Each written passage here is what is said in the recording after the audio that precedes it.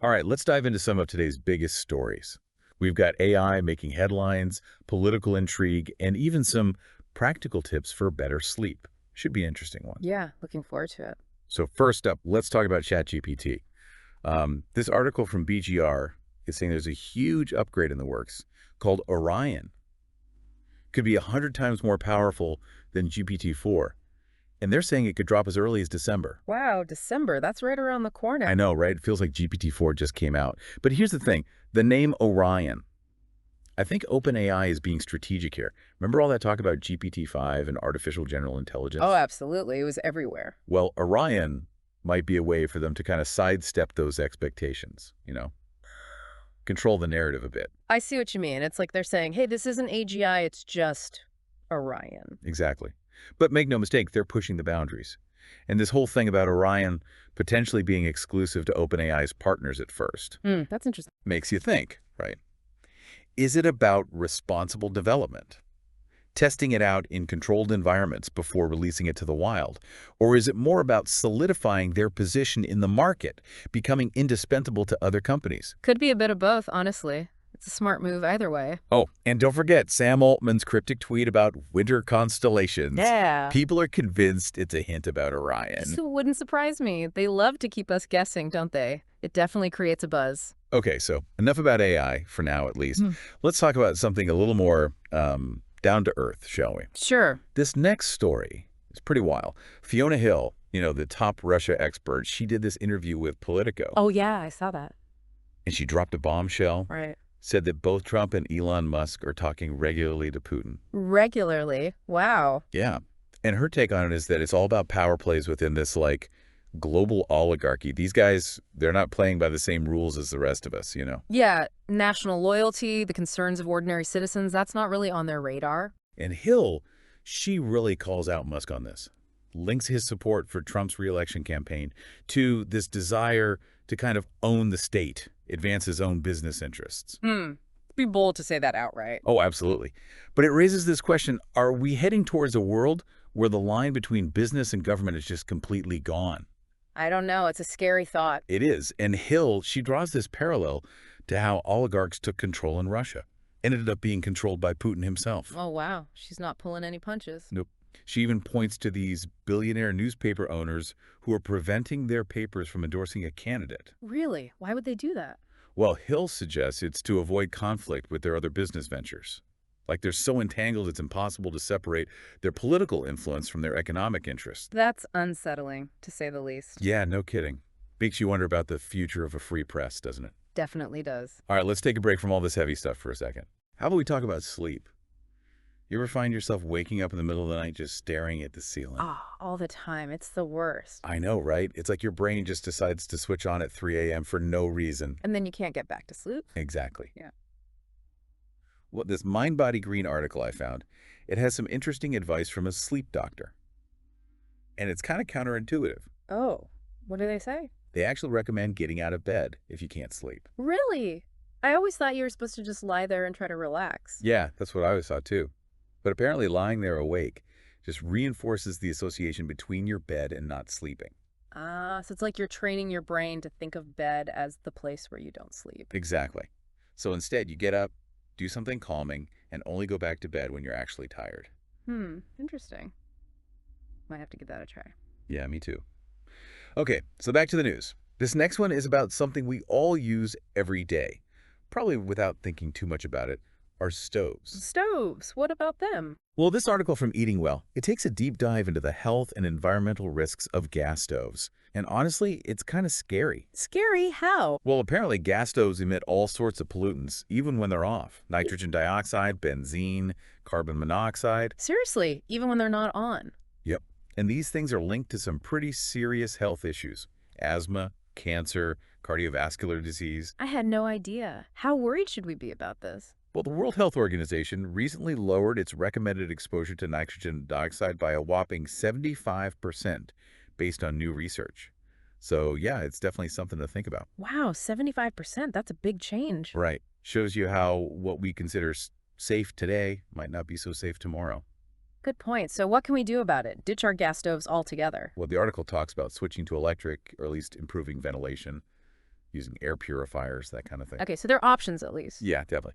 Okay, shifting gears again. This next story is about, well, a bit of drama in the media world. Oh, tell me more. So Jeff Bezos, the Amazon guy, Of course. he owns the Washington Post, right? Yeah. And they decided not to endorse a presidential candidate this year, which, caused a bit of a stir. Yeah, I can imagine. Well, Bezos wrote this whole essay trying to explain the decision, arguing it was about avoiding bias. Hmm. But a lot of people aren't buying it. What do they think is going on then? They see it as Bezos protecting his business interests, Sure. especially with Blue Origin, his space company. They rely heavily on government contracts. Ah, I see. So it's like a conflict of interest. Exactly.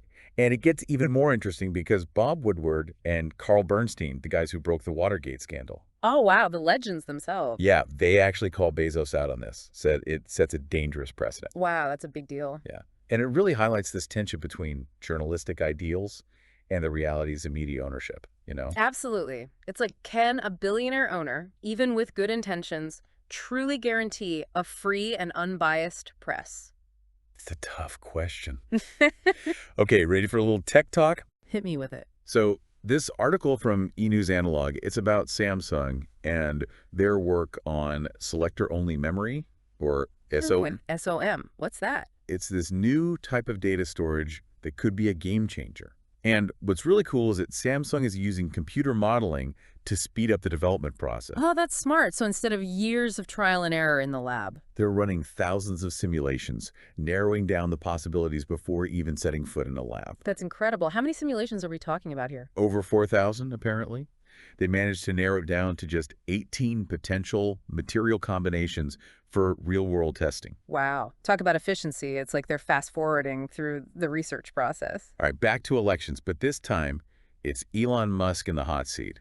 There's this lawsuit against him and his America PAC. Oh, what happened now? It's about this $1 million daily giveaway he's been doing for voters. $1 million a day. That's insane. I know, right? But the Philadelphia DA is calling it an illegal lottery scheme. Says it's designed to influence the election. And what does Musk say? He claims it's about supporting the Constitution, freedom of speech, the right to bear arms. But the timing of these giveaways, targeting swing states right before the election. Yeah, that's definitely raising some eyebrows. And apparently the DOJ already warned him about this, but he restarted the payments anyway. Oh, wow. Sounds like he's deliberately pushing the limits. Yeah, it's a pretty bold move. And this whole case, it really highlights how money and technology are reshaping the political landscape. No kidding. It's like a whole new playbook. And we've only just scratched the surface. We've got more stories to dive into after a quick break. Can't wait.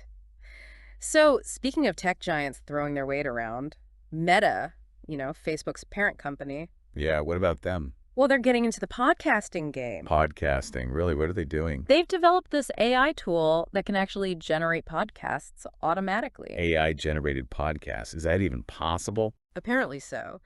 This excerpt we're looking at talks about their open version of NotebookLM's Generate a Podcast feature. It's called NotebookLLama and uses their own llama models. Llama models. Yeah. That sounds kind of cute for something that's spitting out podcasts. Yeah, it does, doesn't it? But I guess even cute llamas can be tech savvy these days. So how good are these AI-generated podcasts? Are they, ready for prime time? Not quite. The article says the quality is still pretty rough. Think robotic voices and awkward pauses. So more like a prototype than a finished product. Exactly. But the fact that Meta is investing in this at all shows they're serious about AI and the future of audio. It feels like it's becoming a race, Yeah. All these tech giants trying to be the first to dominate this new audio landscape. It's exciting and a little scary at the same time. Who knows what they'll come up with next? Okay, before we move on, I want to circle back to that Elon Musk lawsuit. It feels like this case has really tapped into something, something bigger than just one election. Yeah, I agree. It's about more than just Musk. It's about the power of wealth and technology in our political system. Right.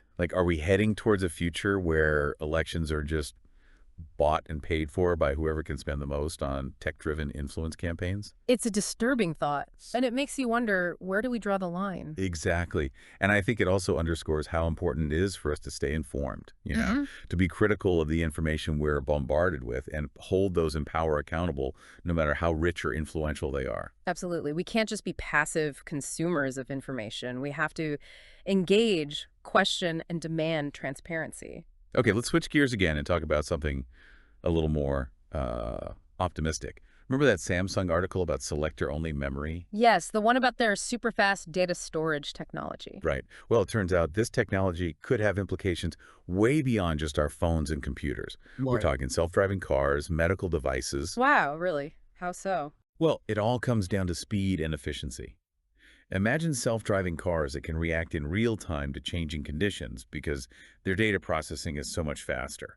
Or medical devices that can analyze massive amounts of patient data instantly, leading to quicker and more accurate diagnoses. That's incredible. It's like we're on the cusp of a whole new era of technological advancement. We are.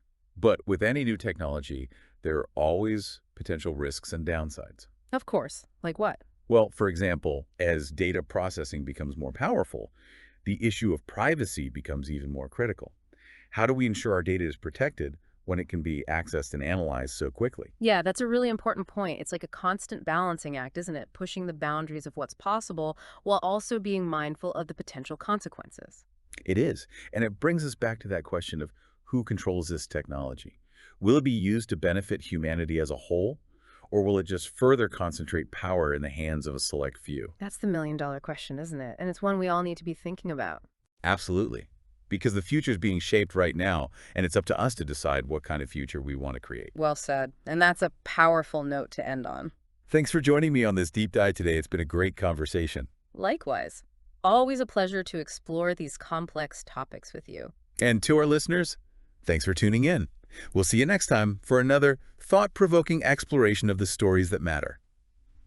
It's amazing, right, how these stories, they all seem so different on the surface. But underneath, there's this common thread, like they're all part of this bigger picture. It is, yeah.